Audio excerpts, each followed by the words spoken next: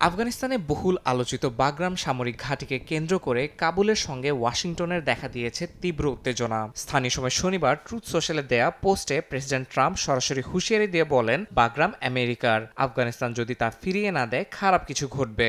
এর আগে যুক্তরাজ্য সফরের সময় ঘাঁটিটি পুনর্দখলের পরিকল্পনার কথা জানান মার্কিন প্রেসিডেন্ট।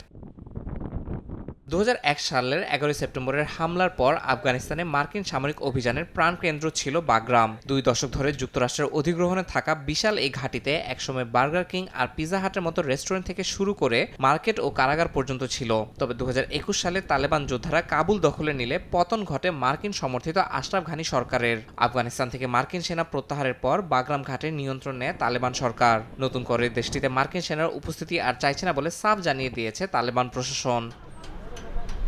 নিরাপত্তা বিশ্লেষকরা বলছেন, বাগরাম পুনর্দখল মানে নতুন করে আফগানিস্তানে সেনা অভিযান শুরু করা। এর জন্য ঘাঁটি সুরক্ষায় 10,000-এর বেশি মার্কিন সেনা, আধুনিক আকাশ প্রতিরক্ষা ব্যবস্থা ও ব্যাপক লজিস্টিক্স প্রয়োজন হবে। কৌশলগতভাবে তালেবান যদি অনুমতি দিয়েও দেয়, ঘাঁটিটি আইএস ও আল কায়দার হামলা টার্গেট হতে পারে। পাশাপাশি ইরান থেকেও ক্ষেপণাস্ত্র হামলার ঝুঁকি তৈরি হতে পারে, যেভাবে তেহরান কাতারের মার্কিন ঘাঁটিতে আঘাত হানেছিল।